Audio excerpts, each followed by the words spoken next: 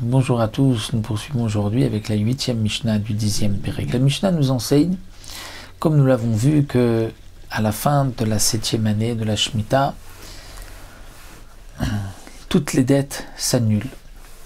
Et si quelqu'un, Marzir Chov Bashivit, quelqu'un qui vient rendre une dette après la Shemitah, une dette qui a donc été annulée lorsque le malvé qui a prêté n'a pas écrit de prosbol, Yomarlo, le malvé qui a prêté, lui dira Meshamet Ani.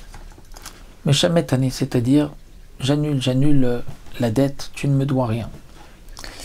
Amarlo, Afal Piren, Ikabel Menou, c'est le lové qui a emprunté, lui dit mais malgré tout, prends l'argent. Il peut donc accepter cet argent. Il peut prendre l'argent. Chez Nehema, comme c'est marqué, Vezed Devar Shmita. Voici Devar, c'est-à-dire la parole de la Shemitah, comme si pendant la Shemitah il faut dire quelque chose. Donc de là on apprend qu'effectivement il faut dire Meshamet Ani, j'annule la dette. Le Barthénora rajoute que lorsque le malvé dit j'annule, tu ne me dois rien, il peut quand même tendre la main, lui faire un signe, mais si tu peux donner l'argent, je suis prêt à accepter l'argent, ce n'est pas interdit.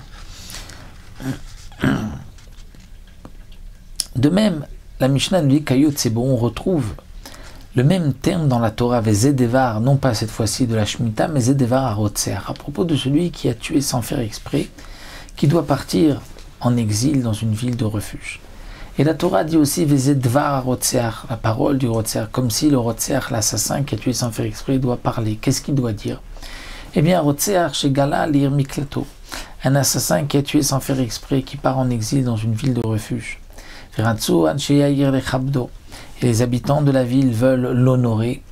Yomar Laim, il leur dira Rotseachani, je suis un assassin, je ne mérite pas d'honneur.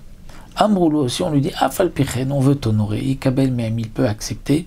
Chez Nehema, comme c'est marqué, Vezed Devar Rotseach, voici la parole du Rotseach. Et comme les Rishonim m'expliquent pourquoi il doit ainsi dire, c'est que il doit montrer qu'il est soumis, il est triste de ce qu'il a fait, puisqu'il a causé la mort de quelqu'un.